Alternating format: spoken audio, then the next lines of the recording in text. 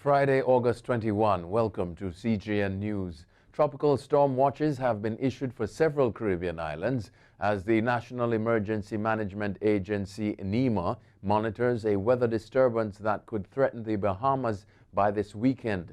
A tropical storm watch is in effect for the islands of Saba and St. Eustatius, St. Martin, Antigua and Barbuda, St. Kitts, Nevis and Anguilla, the CMC has reported.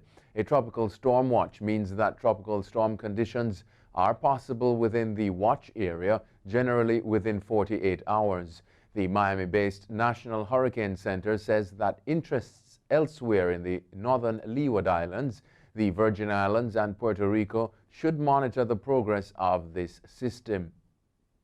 Jamaica's Health Minister, Dr. Christopher Tufton, has reported that a 74-year-old man who tested positive for COVID-19 has died, pushing the tally to 15 deaths. Meanwhile, 98 new COVID cases were reported on Thursday, the highest number of new cases in one day. Minister Tufton told a press briefing 10 of the cases are from backlog samples and 88 are recent. The total case count is now 1,290 with 416 active cases. The Cabinet meets today to consider a response to the development. St. Lucia has been rated first in the Caribbean for the national COVID-19 response. In a comparative data analysis of confirmed COVID-19 cases per 10,000 population in the Caribbean, St. Lucia had a rating of 1.4. The island has registered a 100% recovery of the recorded 25 positive cases of COVID-19 with 0 deaths. Minister for Health and Wellness, Senator Mary Isaac, attributes the achievement in large measure to the cooperation of citizens. She also cautioned that while the island's borders are open to international travel, including countries considered hotspots, illegal travel from neighboring islands can compromise the fight against the pandemic. The Jamaica Defense Force, the JDF, says in an attempt to keep its members healthy and physically capable of executing their duties to the nation, effective Wednesday, it confined all military camps, bases and duty stations. The JDF said in a news release that the confinement is aimed at keeping the soldiers in a safe, sterile environment, especially as the national COVID-19 numbers continue to spike. The JDF says it has seen a total of 4 cases of COVID-19 among its soldiers since the pandemic began. Of the 4 cases, 1 has since recovered and the other 3 are currently in isolation receiving treatment. The JDF is also reassuring the public that it has adequate isolation and treatment facilities to manage its current and any possible increase in COVID-19 cases. Overseas now, Russian doctors say leading opposition figure Alexei Navalny, who supporters say was poisoned, remains too ill to be moved to Germany for treatment.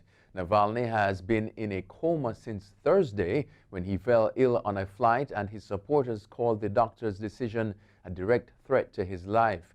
They cited one report of a deadly substance dangerous not only to Mr. Navalny, but to all around him.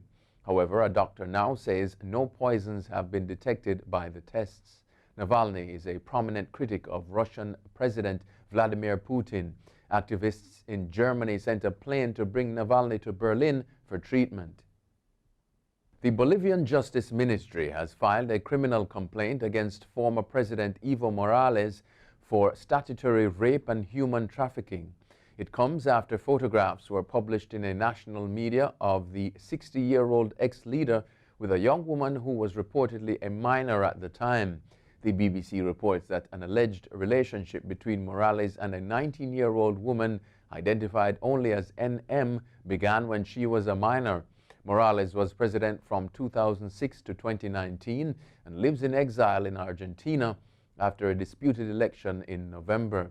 He stepped down following protests contesting last year's election results.